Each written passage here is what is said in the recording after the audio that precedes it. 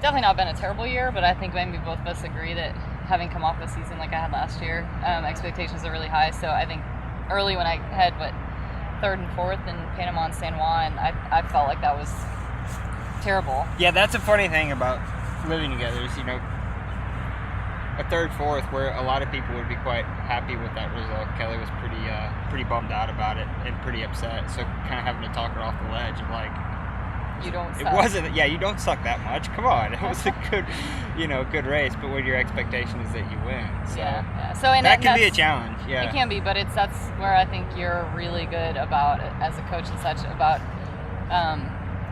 we as athletes, like we see ourselves outside of a bubble and we put so much pressure on our little bubble. Yeah. And so like other people might see, wow, they're doing fine, they're at these races, when in my perspective, I'm sucking because I haven't won anything yet, and I had a third and a fourth and a fifth and a 14th, and so I guess coming into these, it was, and it didn't come in great because of Wisconsin. Like I had a great race in Williamsburg in June, which gave me a good boost of confidence, but then Wisconsin, we hoped being in Colorado, I would go there and bust out a really good race, and it was far from it.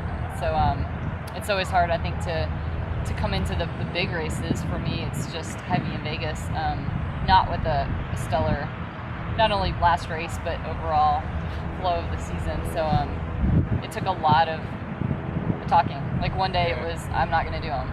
The next day it was, let's talk about it, I might do them.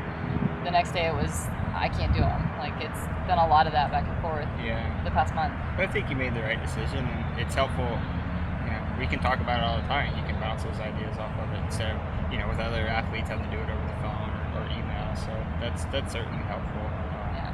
So it makes a difference. And like you've proven time and again, like you're one of the best fighters out there. And I think the mark of a true champion in any sport is how they deal with adversity. If you're in the sport long enough, you're gonna have adversity. And you've had a little this year, but you've risen through the challenge, and like I asked you a few weeks ago, would you rather watch this from the sidelines, or would you rather go out there and fight it out, and even if it's not the result that you wanted, and you're like, I want to go fight. So. Yeah. And you brought up the whole term, which is so, I think, valuable as an athlete, which is expectation management, and it doesn't mean, Kelly, don't expect you're going to win, but it means, Kelly, expect if you have a great day and everything comes together, you're in there and you're fighting for a podium.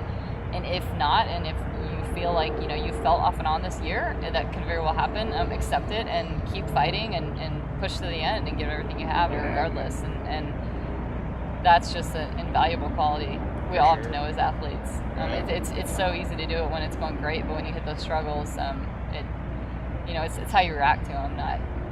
And I hate the idea of just throwing in the towel before the race, even just because I don't feel phenomenal. You'd be impossible to be around this weekend if you hadn't come out here. Yeah. I'd have had to take a trip so you could be by yourself. Yeah, it would have been. Yeah, that would have been tough. A little. I'm glad you're here.